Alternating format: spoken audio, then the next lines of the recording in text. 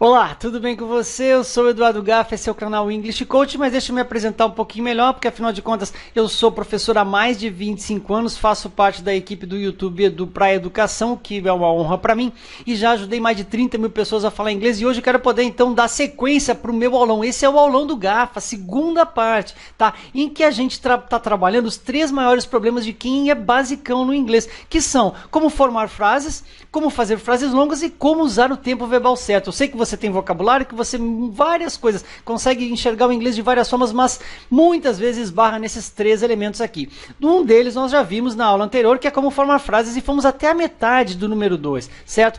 E outra coisa, você está percebendo que eu estou falando rápido? Sim, porque essa é uma videoaula, você pode pausar e voltar, tá? A qualquer momento. Inclusive eu faço questão que você procure ter uma pronúncia semelhante à minha, por isso repita depois de mim, pause o vídeo e volte. Essa é a técnica correta de usar videoaulas, eu sei, pode demorar um pouquinho mais, mas você tem muito mais eficiência ao aprender. Tudo bem? Vamos então avançar? E aqui, lembrando também que você tem de assistir a primeira aula para poder entender o que está colocado aqui. Para isso eu vou fazer uma pequena recapitulação agora, tá? Mas antes, já deixe, por favor, o seu like, essa é a grande recompensa que você pode dar para mim. Por favor, faça isso, tá? Para eu me sentir estimulado a seguir trabalhando, tá? Também inscreva-se no canal se você gostar do meu conteúdo e ao inscrever-se, clicando na caixinha, clique depois no sininho para você receber notificação de quando eu trouxe um novo vídeo para você, tá certo? E o mais importante, se você tiver qualquer dúvida ao final dessa aula, por favor, 48988358665, vai ser um privilégio, uma honra poder também tirar essa dúvida de você, tá? Para que você então tenha 100% desse aulão, certo? E também, se você gostar da forma com que eu ensino, se quiser estudar comigo, vai pelo WhatsApp também, 4898835, tá? Para poder falar comigo e perguntar informações de como funciona o meu programa de ensino online. E eu tenho certeza que você vai gostar e eu vou surpreender você pela qualidade e também pelo preço. Dá um toquezinho para mim, valeu? Seguimos então agora. Recapitulando tudo aquilo que eu falei na aula número 1, certo? Lembrando que tem de assistir a aula número 1 para ter a íntegra do conteúdo, mas eu vou ser bem rápido aqui. Falei que o inglês é um sistema de encaixe, que tem várias pecinhas que se encaixam de maneira infinita. Por essas corzinhas aqui você vai entender onde eu quero chegar. Mostrei da hora que o inglês tem uma ordem direta, sujeito, verbo, objeto.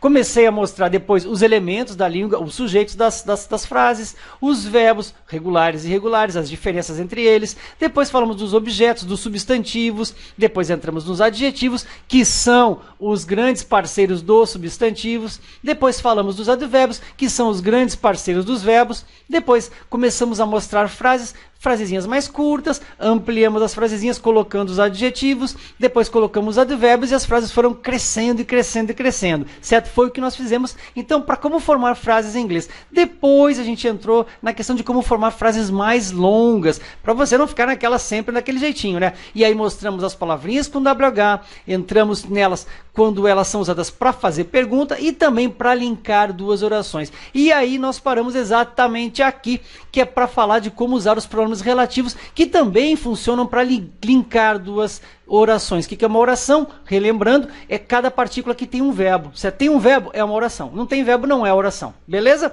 E aí, então, observa aqui, ó. Primeiro exemplo, she's a girl who loves flowers. Eu já usei esse exemplo anteriormente para dizer, ó, que aqui eu tenho uma oração, certo? Tá aqui um verbo, tá aqui o outro verbo. Ela é a garota que ama flores. Calma lá que eu já vou explicar quando usar essas coisas, tá? Vamos ver um outro exemplo para comparar? Aí eu digo assim, ó. I have a dog which hates postmen. I have a dog which hates postmen. Observa aqui, ó. Aqui em cima eu usei o pronome relativo who. E aqui embaixo eu usei o pronome relativo which. Eu tenho um cachorro que odeia carteiros e ela é uma menina que ama flores. Por que aqui eu usei who? Porque aqui eu usei which? Bom, porque quando a minha frase começar se referindo a uma pessoa, eu vou usar who, certo? Que aqui é traduzido com a tradução de que. Mas quando pergunta, ele é quem, certo? E quem faz, né, uma referência a uma pessoa, para você não esquecer.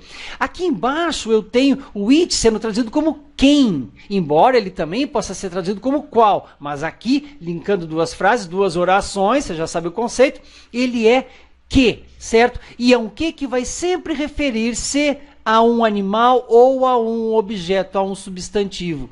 Tá claro? Então, o who refere-se à pessoa e o which refere-se a um animal ou um objeto, certo? Porém, observe aqui que eu poderia dizer assim essa frase. She's a girl that loves flowers. Ela é uma garota que ama flores. O that também funciona como que? Como pronome relativo. Ao passo que aqui embaixo eu poderia dizer também I have a dog that hates postmen. Certo? Eu tenho um cachorro que odeia carteiros. Então o que eu estou dizendo para você aqui é que quando eu for usar o who, me referindo à pessoa, eu tenho a alternativa de usar o that. E quando eu for usar o it, me referindo a um animal objeto, eu tenho a alternativa de usar o that. Por essa razão, para não fazer confusão, muitas pessoas optam por usar o that.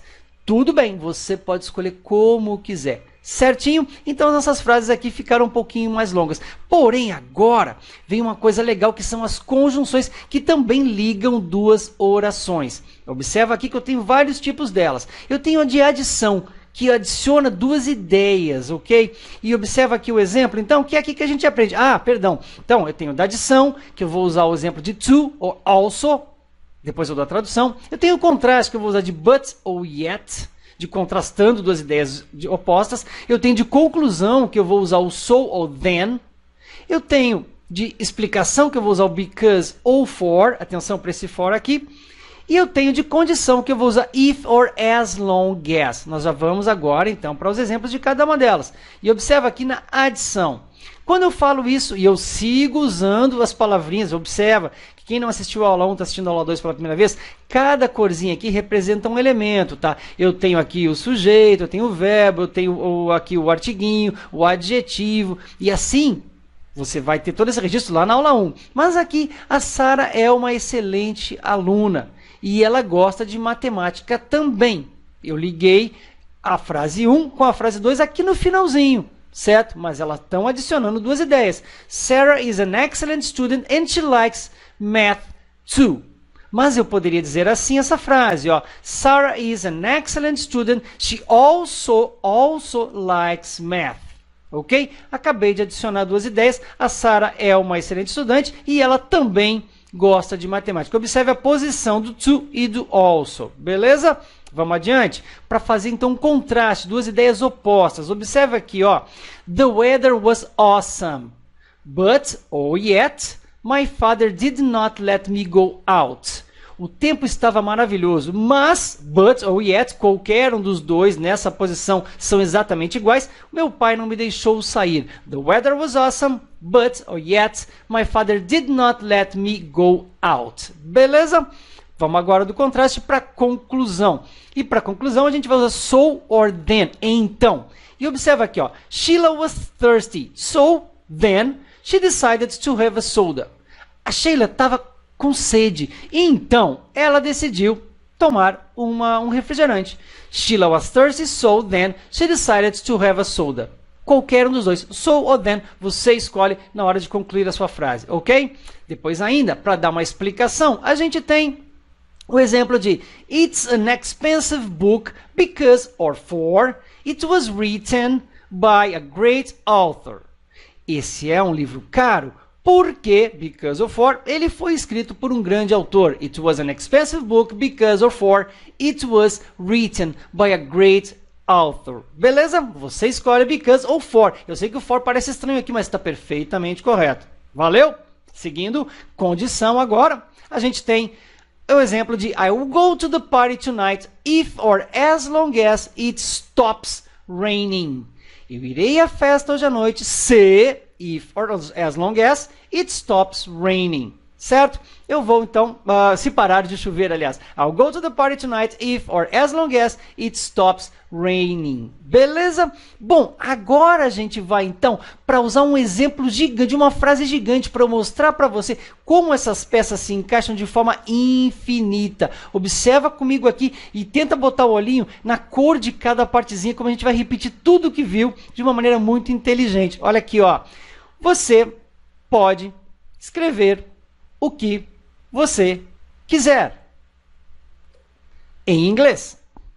Agora, porque você apenas ou recém assistiu uma muito importante aula. Uma aula muito importante, a gente adapta a tradução, é claro, comigo. E você nunca nunca esquecerá disso. Tá certo? Alright? You can write what you want in English now because you just watched a very important class with me and you'll never forget it, right? Vou dar uma dica, você quer criar frases, tá? Escritas, tudo bem. Pegue essas frases e submeta ao Google Tradutor. Ele vai, na grande maioria das vezes, orientar você direitinho. Ele não é perfeito, ele não é 100% confiável, mas ele ajuda bastante no início, tá certo? Porque agora a gente vai passar então a um dos piores problemas, que são como usar o tempo verbal correto em inglês, o tempo certo em inglês. Mas é muito fácil. Fica comigo até o final, a gente está no finalzinho. Olha só. Eu tenho aqui, por exemplo, quando eu quero dizer quem eu sou ou como eu estou. Claro, você diz, isso aqui é o velho verbo to be, o verbo to be. Exatamente isso, tá? Então você já conhece ele. Então você tem que estar sempre atento, porque ele tem dois significados. Como você é ou como você está, que é diferente do português. E aí vamos trabalhar os exemplos em três formas: afirmativa, negativa e interrogativa. Observa, se eu disser I'm Brazilian, fechando a boca no M, I'm Brazilian, ou I am Brazilian, ou you are okay. Eu sou brasileiro, você está bem? Poderia dizer, eu não sou brasileiro. Observa como é que a minha frase mudou. Eu quero que você observe as diferenças, tá? Eu sou não brasileiro. Seria essa a tradução literal. A gente adapta naturalmente, tá? Ou você não está bem. Eu só coloco um notezinho. Olha como é fácil negar em inglês. E para perguntar, você vai simplesmente trocar o sujeitinho pelo verbo. O verbo vem na frente. As frases nas perguntas nunca começam com o sujeito, tá? Nem quando a gente usa as palavrinhas com WH, beleza? Aí a entonação, am I Brazilian? Are you okay? Como você é ou como você está. Vá comparando agora, a gente vai seguindo na mesma levada e as corzinhas seguem sendo usadas aqui, da mesma forma como a gente começou. Mas se você quiser dizer o que está acontecendo agora, o que está acontecendo, veja, que está nos remete para o verbo to be novamente. E o fazendo, o que você está fazendo, termina em ing, ando, indo. Feito? Então vamos lá. Afirmativas. Eu estou caminhando na rua. I'm walking on the street. Ou, you are watching my class now. Eu estou caminhando na rua ou você está assistindo minha aula agora. Transformando em negativa, eu vou dizer I'm not walking on the street, you are not watching my class now. Depois a interrogativa, fazendo aquela troquinha. Am I walking on the street? Are you watching my class now? Veja que o now, o advérbio, fala o que está acontecendo agora. Certo? Está lá o verbo to be e está lá as três formas, afirmativa, negativa e interrogativa. Mas vamos evoluir para dizer o que você faz todos os dias, certo? Como, por exemplo, trabalhar ou a sua profissão. Exemplo, I run in the park every day. Eu corro no parque todo dia. Ou, you know English. Você sabe inglês, com certeza você sabe. Certo? Isso acontece todos os dias. Isso é o que você faz, é o que está com você. Mas se eu transformar para negativa, entra o elemento que é um verbinho inútil, que é o chamado do, que eu não vou entrar no mérito aqui agora, que é simplesmente para acomodar a posição do not que vem depois, certo? Só para preparar a frase negativa. I do not run in the park every day. You don't know English. Você não sabe inglês e eu não corro no parque todos os dias. E para perguntar, do I run in the park every day? Já falei que frases interrogativas nunca começam com o sujeito. Tá lá o dozinho para dizer, a frase é interrogativa, tá? E do you know English? Você conhece inglês? Tudo certo? Vamos adiante comparando os elementos. Agora a gente vai dizer quem você era no passado ou como você estava ontem. Por exemplo, você pensa, o que eu quero dizer? Eu quero dizer como eu era, eu quero dizer como eu estava. Então a frase vai sair nessa levada. E não esqueça, de novo a gente está falando do velho to be, o to be, que é o verbo mais importante do inglês e que você estudou 500 mil vezes. Todo mundo estudou ele 500 mil vezes, certo? Observe o exemplo. I was a journalist in 1998. Eu era jornalista em 1998. E você estava cansado ontem. You were tired yesterday. Certo? Está lá o verbo to be no passado. Was, were. Mas isso a gente vai mais adiante falar muitas vezes mais. Depois aqui, I was not a journalist in 1998. Só coloquei o not lá. You were not tired yesterday. Você não estava cansado ontem. Para perguntar, was I a journalist in 1998? Were you tired yesterday? Eu era jornalista em 98? Você estava cansado ontem? Ok? Vamos adiante. Agora você pensou e quer dizer o que estava acontecendo no passado. Seguimos usando o to be. Olha aqui, ó. I was talking to you last night. Eu estava falando com você ontem à noite. You were dancing 2 days ago. Você estava dançando 2 dias atrás. Vamos negar? I was not talking to you last night. You were not dancing 2 minutes ago. Eu não estava falando com você a noite passada e você não estava dançando 2 dias atrás. E para fechar, was I talking to you last night? Were you dancing 2 days ago? Eu estava falando com você a noite passada? Você estava dançando 2 dias atrás? Tudo certo? Vamos avançar para dizer agora o que você fez no passado, certo? O que você fez ontem, por exemplo. I traveled to Miami in 2016. Eu viajei para Miami em 2016. You ate pizza last night. Você comeu pizza a noite passada. Vamos negar? I did not travel to Miami in 2016. You did not eat pizza last night. Certo? Eu não viajei para Miami em 2016 e você não comeu pizza a noite passada. Colocamos um elemento que antes no presente era do, passou a ser did, mas o que eu quero que você perceba é que a ordem das coisas não altera em nada. É pura repetição do nosso joguinho, do nosso sistema. Simples assim, certo? E para fechar na pergunta, did I travel to Miami in 2016? Eu viajei para Miami em 2016? Did you eat pizza last night? Você comeu pizza a noite passada? Tá certo? E olha aqui, ó, chegando então no finalzinho, o que você fará? Literalmente, o que você fará. Tem duas formas de falar sobre o futuro. Essa aqui é o que você fará amanhã, por exemplo. Se eu disser, I will buy a new car pretty soon. Eu comprarei um novo carro logo logo. You will travel to New York someday. Você viajará para Nova York algum dia.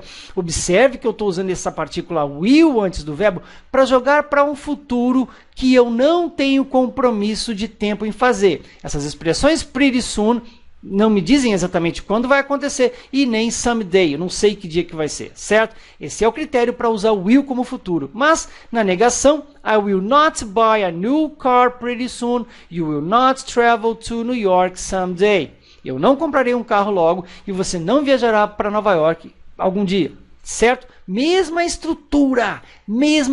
Observe, compare, volte para você comparar. E para fechar na pergunta, will I buy a new car pretty soon? Will you go to New York someday? Eu comprarei um carro logo em seguida? Você vai para Nova York algum dia? Tudo certo? Contrastamos então o que você fará com o que você vai fazer, que afinal de contas é a forma de futuro mais usada. Observa comigo aqui o exemplo.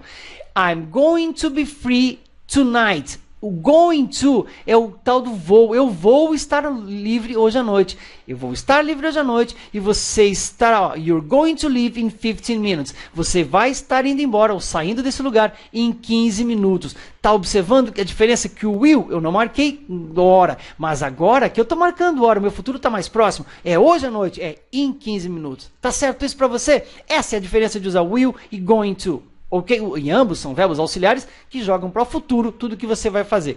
Para fechar, I'm not going to be free tonight. You're not going to leave in 15 minutes. Eu não vou estar livre hoje à noite e você não vai sair em 15 minutos. E para fechar de fechado, am I going to be free tonight? Are you going to leave in 15 minutes? Eu estarei livre hoje à noite. Você vai sair em 15 minutos? Fechamos então esse que é o aulão do GAFA. Eu espero ter ajudado a você a tirar todas as suas dúvidas de como formar frases, de como você vai fazer para tanto fazer frases longas e fundamentalmente usar o tempo verbal correto. Essa aula ajudou a você? Diga para mim, por favor. Só coloca aí sim ou não. Por favor, é importantíssimo o seu feedback. E também, se você tem alguma pergunta? Se você tem qualquer pergunta, não esqueça, eu estou à disposição para tirar essas dúvidas de você no 48988358665. É um prazer ajudar, eu sou professor de coração, sou professor de carreira e gosto muito de falar com você, tá certo?